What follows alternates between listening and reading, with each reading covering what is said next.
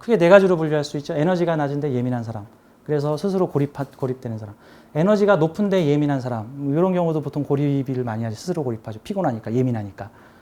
에너지가 높은데 예민하지 않은 사람. 이런 사람은 여러 대인 사람들과 함께 참여하면서 내 에너지를 나누어주는 사람이죠. 많은 대중들 앞에서 나서서 사람들한테 사랑과 희망을 전하고 너희들은 할 수 있어! 라면서 에너지를 나누어 주시는 많은 분들이 바로 이 에너지가 높은데 예민하지 않은 사람이다. 이 세상에 빛과 소금이 되고 에너지가 부족한 사람들에게 에너지를 나누어 줌으로써 무거운 짐을 지고 있는 예민한 사람들을 도와주시는 분. 이게 사실 우리가 궁극적으로 존경해야 될 분들이죠. 에너지가 높은데 예민하지 않은 사람. 에너지가 낮은데 예민하지 않은 사람. 이런 분들은 보통 모임에 많이 가요. 예민하지 않아. 근데 에너지가 낮아. 사람들이 있는 곳에 가면 충전이 돼. 현재 내 에너지가 방전 직전인데 사람들 많은 곳에 에너지적인 곳에 가면 에너지가 차. 스포츠 야구 중계에 가서 함께 치어리더와 함께 응원을 하고 친구들과 함께 즐겁고 유쾌한 자리에서 술자리를 함께 하고 재밌게 놀고 하면은 내 에너지가 충전이 되죠. 에너지를 외부에서 충전하는 방식이 있고 내 스스로 에너지를 생성해내는 방식이 있습니다. 에너지가 떨어졌을 때. 자, 일반적으로 평균을 잡고 평균 이하와 평균 이상으로 볼 때 평균 이하인 사람들은 에너지를 스스로 만들어내기보다는 에너지를 외부에서 끌어옵니다.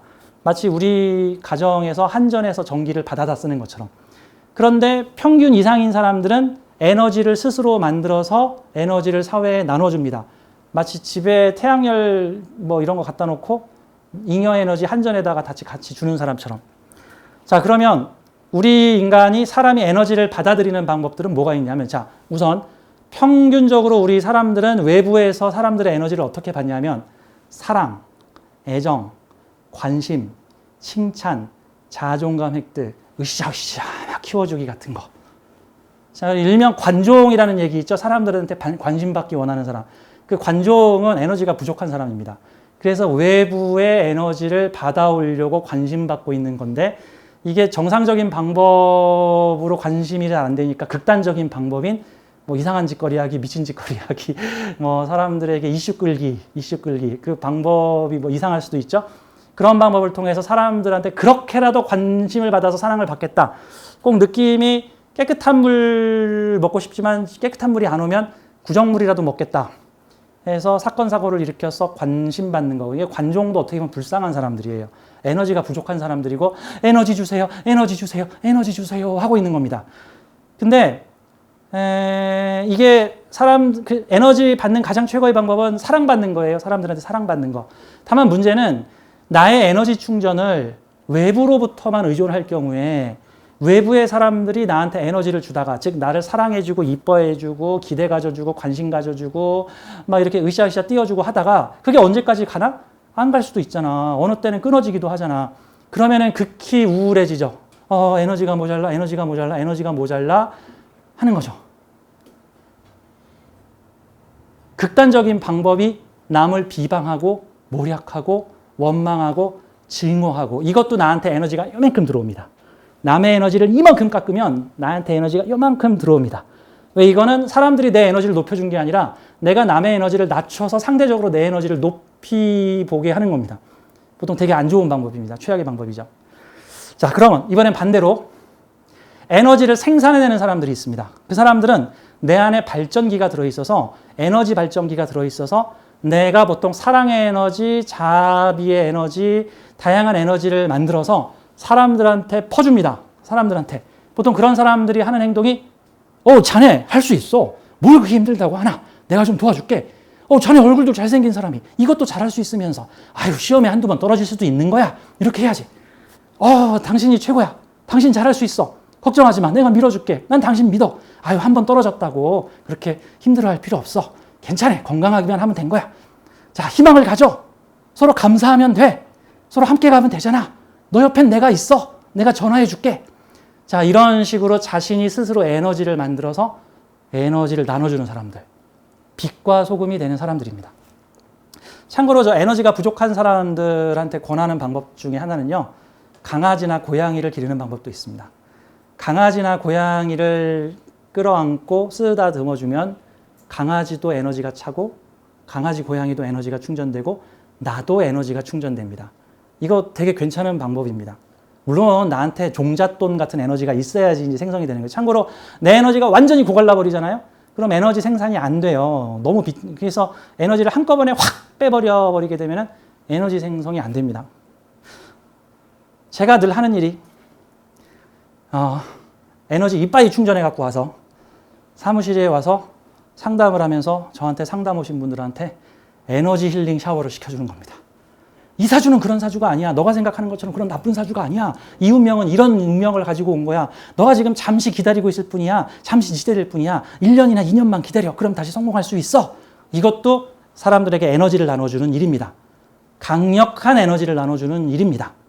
자, 그렇게 해서 힘을 받은 사람들은 또 자기가 일어나서 다른 사람한테 에너지를 나눠주면 됩니다. 그러니까 에너지를 만들어낸 방법은 두 가지가 있다. 하나는 다른 사람으로부터 관심, 사랑, 애정을 받아서 에너지를 충전하는 방법과 내가 스스로 에너지를 만들어서 내 에너지도 쓰면서 남들에게 에너지를 나눠주는 사람들입니다. 이왕이면 후자로 가주는 게 좋겠죠? 그러면 빛과 소금이 되는 사람이 될 수 있습니다. 참고로 이 예민한 거에 대해서 좀 얘기를 해볼게요. 예민. 제가 아까 전에 이렇게 말씀드렸죠. 왜 예민한 겁니까? 예민해야 뭔가 나옵니다.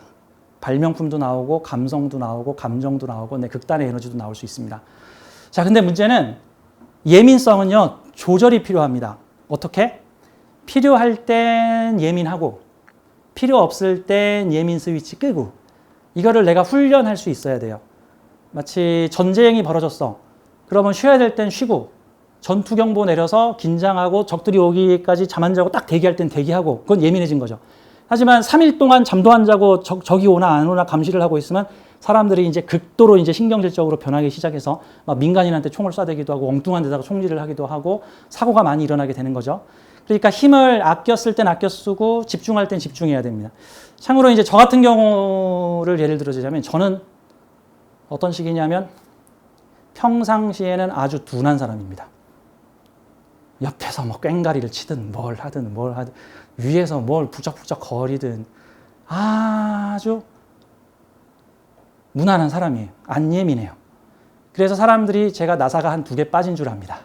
뭐 이런 들었다하리, 뭐 저런 들었다하리. 제가 나사가 2개 빠진 줄 알아요. 뭐 그럼 어때?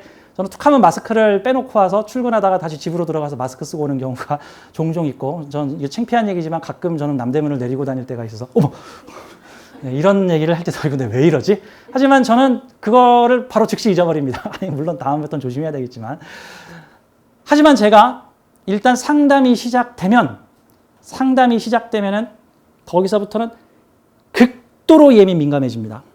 사주를 탁 보고 집중 시작하면 거기서부터 제 감각은 한 10배에서 20배까지 쫙 올라갑니다.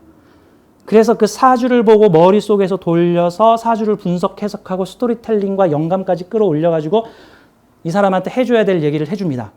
그때는 제가 되게 엄청 예민합니다. 그래서 가끔 제가 손님한테 화를 낼 때도 한 100분 중에 한 분씩 있습니다. 아니 내가 왜 10번이나 얘기했는데 또 얘기를 하게 해. 뭐 이런 것들, 뭐 이런 거죠. 근데 저도 일단 그 사주를 보기 시작하면 이게 일명 기빨린다 그러죠.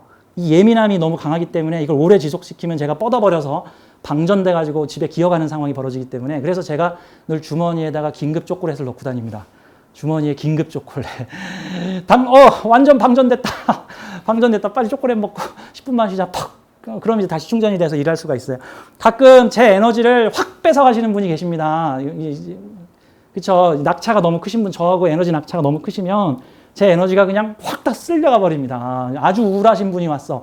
그 우울한 사람 중간으로 만들어 놓으려니까 내 에너지 다 퍼줘야 돼.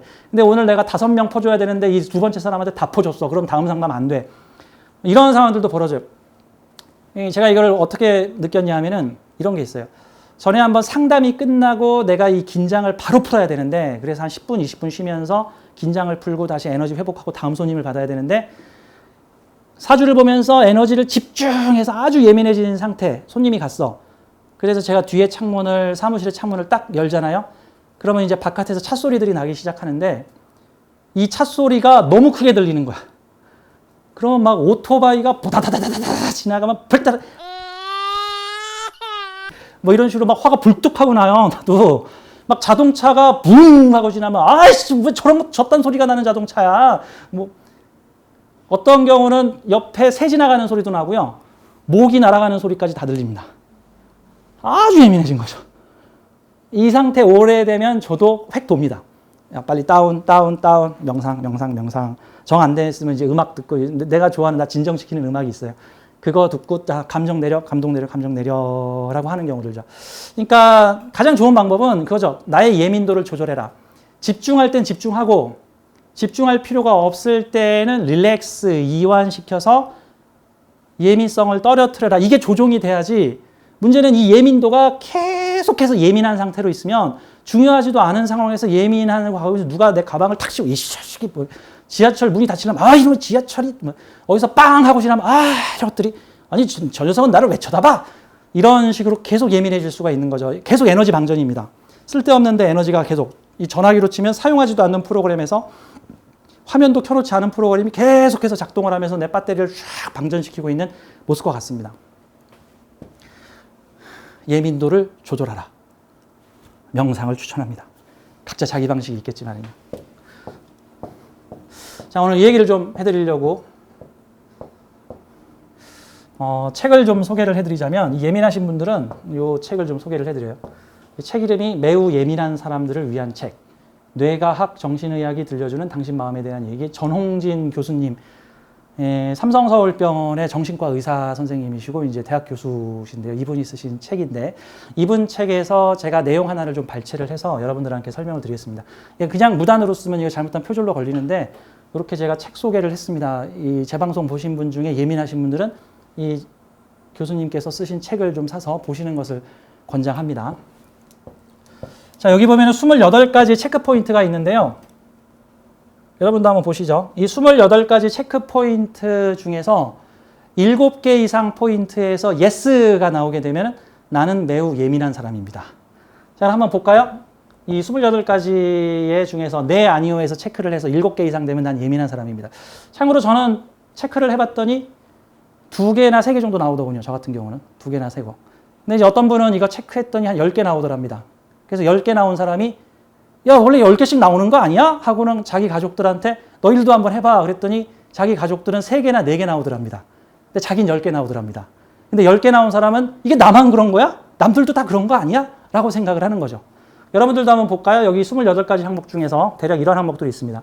1. 배우자가 한 사소한 말에도 쉽게 화가 난다. 뭐 남편만 보면 화가 난다. 뭐 이런 분 계세요. 사람이 많은 곳에 가면 답답하다. 층간소음에 민감하다. 밤에 잠이 오지 않아 이튿날 힘들어할 때가 많다. 끔찍한 영화나 TV를 보지 못한다. 드라마나 영화를 보고 눈물을 흘렸다. 저는 이게 예스였어요. 다른 사람들에게 폐를 끼치지 않는지 항상 걱정한다. 이건 이제 관성의 특징이네요. 다른 사람들에게 싫은 소리를 못한다. 먼 미래의 일까지 미리 걱정한다. 저한테 상담 오시는 분들 중에 상당히 많으신 분들. 이게 편인적 습성이죠. 먼 미래의 일까지 미리 걱정한다. 편인적 습성. 큰 병이 있지 않을까 불안하다. 저한테 건강 물어보시는 분들 중에 20년, 30년 후에 건강을 물어보시는 분들 많습니다.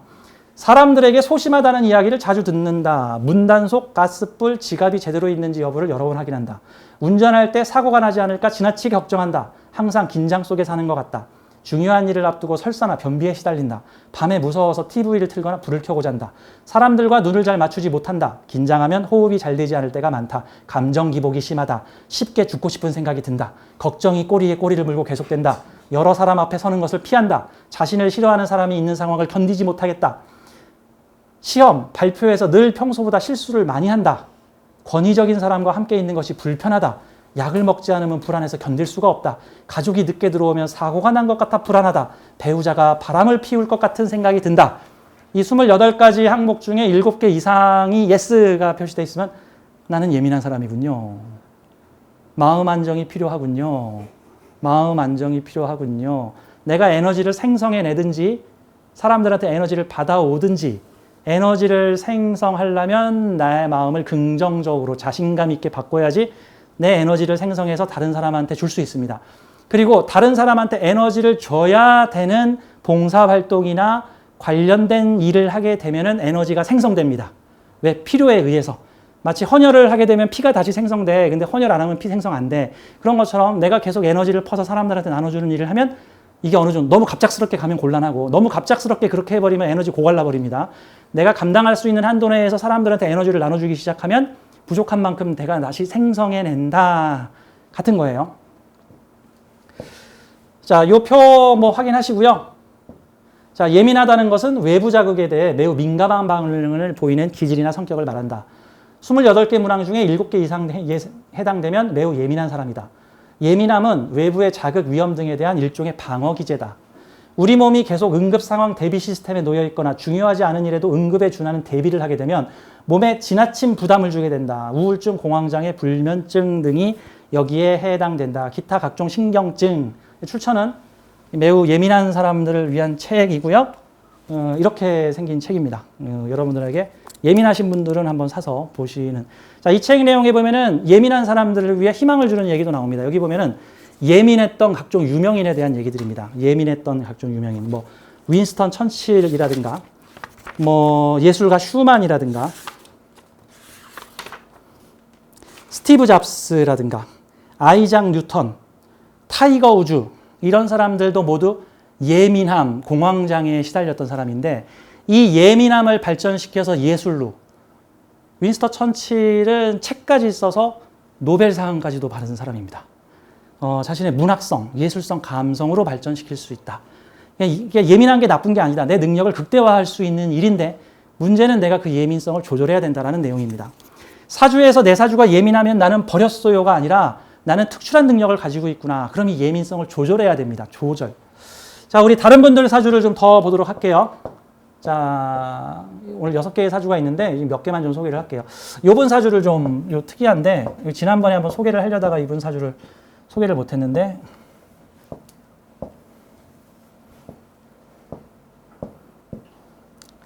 자, 예민한 사주를 명리학적으로 볼 때 대체로 어떤 케이스에서 케이스가 많이 나오느냐, 반드시 다 그런 거 아닌 케이스도 있습니다. 어떤 케이스에서 많이 나오냐면은 일간이 다소 신약하고 주로 편관이나 관성이 많이 집중돼 있고 다음에 수화상쟁, 금목상쟁 등이 겹쳐서 벌어지는 경우들의 그 가능성과 빈도가 높아집니다. 자, 이 사주는 현재 수화상쟁이 벌어져 있고요.